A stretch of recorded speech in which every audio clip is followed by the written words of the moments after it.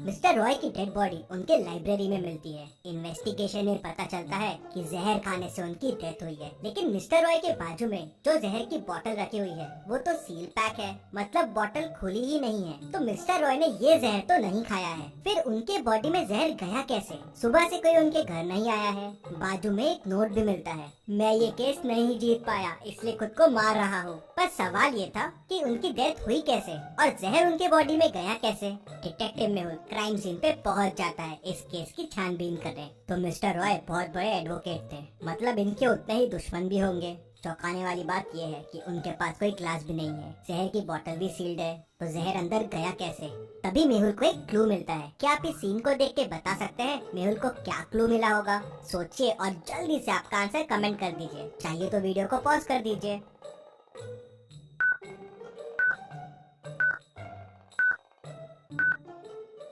Mister Mehra book पढ़ रहे थे, तो शायद इसी बुक में जहर हो जिससे जहर उनकी बॉडी में गया हो। लेकिन अगर बुक से जहर बॉडी में गया तो जहर की बोतल यहाँ क्या कर रही है और ये नोट क्यों पड़ा हुआ है? मेहुल उनके घर में रहने वाले 2 लोगों से पूछताछ करता है तो कुक कहता है, सर आज मिस्टर रॉय बहुत टेंशन में थे, सुबह से कुछ खाया पिया ही नहीं था। मेट कहता है, सर मिस्टर रॉय दिन भर बुक्स ही पढ़ते रहते थे, मुझे लाइब्रेरी का नाम याद नहीं आ रहा है, लेकिन कोई तो शहर पे था।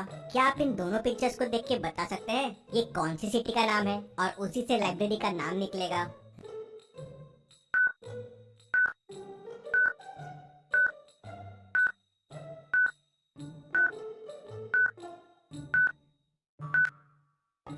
रैट प्लस लैम्प मतलब रतलाम। रतलाम लाइब्रेरी। मेहुल तुरंत रतलाम लाइब्रेरी पहुंच जाता है।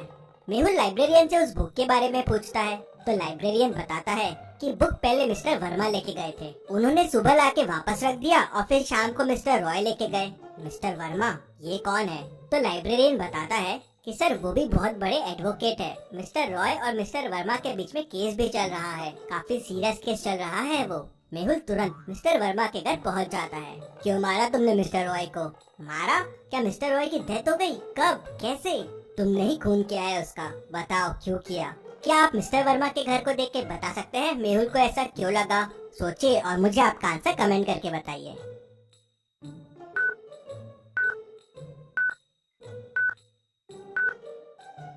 पूरे वॉल पे मिस्टर रॉय के फोटोज हैं और उस पे तुमने इतने सारे डार्ट्स मारे हुए हैं, मतलब वो तुम्हारा दुश्मन होगा। हाँ सर, वो मेरा दुश्मन था। मैं इतना बड़ा वकील हूँ, लेकिन आज तक मैं उससे केस नहीं जीता। मैं उससे 10 केस हार चुका था। वो बेईमानी करके लोगों को पैसे खिला के केस जीत जाता था। कई मासूमों को उसके वजह से सजा हुई है सर, लेकिन ये केस मैं उसे जीतने वाला था। पहली बार मैं उसे हराने वाला था। मैं क्यों मारूंगा उसे? हाँ, शायद तुमने उसे नहीं मारा। मेहुल तुरंत समझ जाता है कि मिस्टर रॉय के पास जहर की बोतल क्यों रखी हुई थी। क्या आप वीडियो को पॉज करके सोच सकते हैं?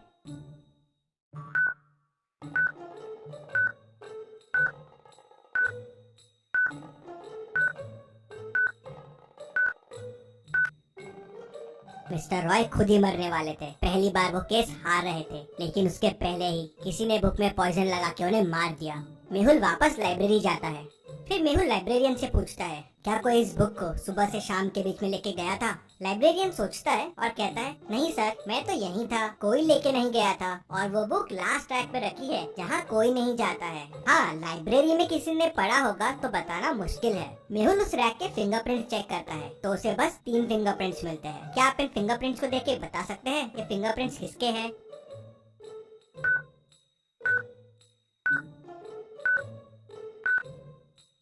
पहला वाला तो मिस्टर रॉय का है, तीसरा वाला मिस्टर वर्मा का है, लेकिन ये एक्स्ट्रा फिंगरप्रिंट किसका है? शायद यही मर्डरर हो। मेहुल सोच में पड़ जाता है।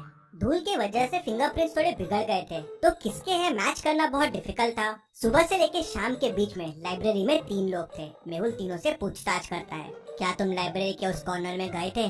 नहीं सर, मेरे तो एग्जाम चल रहे हैं, मैं तो टेबल से हिला भी नहीं, पूरे दिन बस पढ़ाई कर रहा था। सर मैं उस साइड गया था, लेकिन उन बुक्स के पास नहीं गया। सर पीछे रैक्स के बुक्स बुरे हाल में हैं, पेजेस भी फट रहे हैं, तो मैं वहाँ क्या करने जाऊँगा? मेहुल थोड़ा सोचता है और तुरंत समझ जाता है कि कौन झूठ बोल रहा है। कैसे? क्या आप सोच के बता सकते हैं?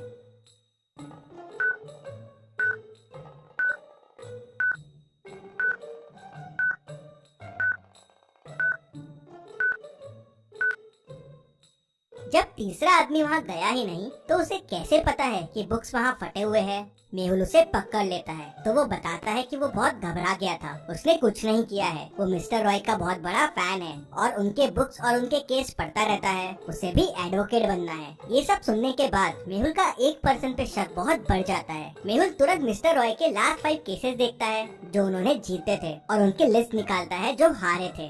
एक नाम पे मेहुल की नजर अटक जाती है। क्या आप देख के बता सकते हैं वो नाम कौन सा हो सकता है?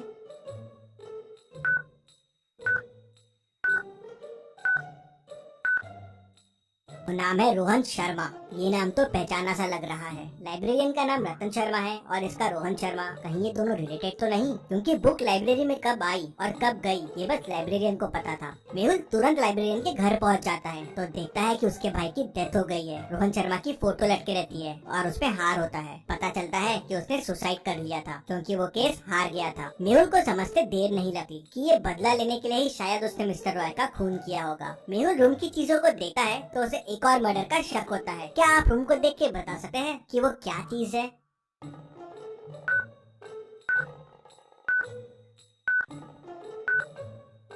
टेबल पे जहर की बोतल रखी हुई है, मतलब शायद लाइब्रेरियन ने वापस ये बोतल यूज की है। मेहुल तुरंत लाइब्रेरी की तरफ दौड़ता है और लाइब्रेरियन को पकड़ लेता है। लाइब्रेरियन मेहुल को नहीं बताता कि उसने किसको मारने की प्लानिंग की है। मेहुल लाइब्रेरी की लिस्ट निकालता है और लास्ट 5 लोग जिन्होंने बुक्स लेके गए उनके नाम देखता है। एक नाम देख मेहुल समझ जाता है कि लाइब्रेरियन का अगला निशाना कौन होगा। क्या आप इन नामों को देख के बता सकते हैं वो नाम क्या होगा? सोचिए और मुझे आपका आंसर कमेंट करके बताएं।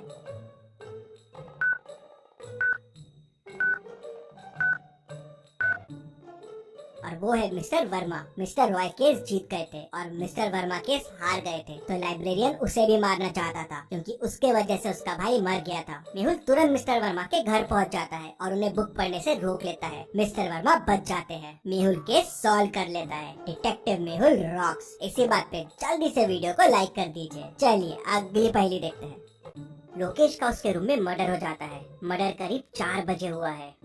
उसकी वाइफ डिटेक्टिव मेहुल को तुरंत फोन करके बुला लेती है। मेहुल क्राइम सीन को ध्यान से देखता है लेकिन उसे वहाँ कोई क्लू नहीं मिलता। फिर मेहुल उसके घर की मेड और कुक से पूछताछ करता है। मेड कहती है मैं तो करीब 3:30 को सर के रूम में चाय देने गई थी, उसके बाद मैं सर के रूम में नहीं गई। कुक कहती है सर मैं तो लोकेश सर के रूम में कभी नहीं जाती हूँ, मैं तो डिनर की तैयारी कर रही थी, यही किचन में थी। फिर वाइफ कहती है मैं करीब 3:45 को लोकेश के रूम में गई थी, वो स्टडी में था और चाय पी रहा था। मैं करीब 3:50 को रूम से बाहर आ गई और फिर सीधा मेरे रूम में चले गई। मेहुल तीनों की बातें सुनता है और तुरंत समझ जाता है कि खूनी कौन है। कैसे? क्या आप सोच के बता सकते हैं खूनी कौन है? सोचिए और मुझे आपका आंसर कमेंट में बताइए।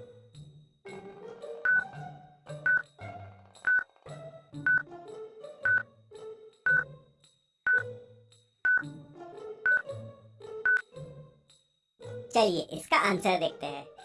वाइफ जब रूम से बाहर आई थी तो करीब 3:50 हुए थे और चाय का कप रूम में ही था। लेकिन जब मर्डर हुआ तो चाय का कप रूम में नहीं था। कप रूम से सिर्फ मेड उठा सकती है और वो कप डाइनिंग पे रखा हुआ है, ठीक मेड के पीछे। मतलब मेड जब कप लेने वापस गई होगी करीब 4 बजे, तब उसने लोकेश का खून किया होगा। मेहुल उसे पकड़ लेता है। चलिए अगली पहेली देखते हैं। मेहुल एक गुफा में फंस जाता है। गुफा से बाहर निकलने के लिए मेहुल को 4 दरवाजे दिखते हैं। पहले दरवाजे के पीछे आग है, अगर मेहुल ने यहाँ से जाने की कोशिश की तो वो जल जाएगा। दूसरे दरवाजे के पीछे पानी है जिसमें खूंखार और बड़े क्रोकोडाइल्स है। मेहुल ने अगर यहाँ से जाने की कोशिश की तो क्रोकोडाइल्स उसे कच्चा चबा जाएंगे। तीसरे दरवाजे के पीछे जहरीले स्नेक्स है जिनके जहर से कोई नहीं बच सकता। चौथे दरवाजे के पीछे एक ब्रिज है लेकिन वो टूट रहा है, वो अब 1 ग्राम से ज्यादा भी वेट नहीं सह पाएगा। तो अब आप सोचिए और मुझे बताइए मेहुल को कौन सा दरवाजा चुनना चाहिए। सोचिए और मुझे आपका आंसर कमेंट करके बताइए।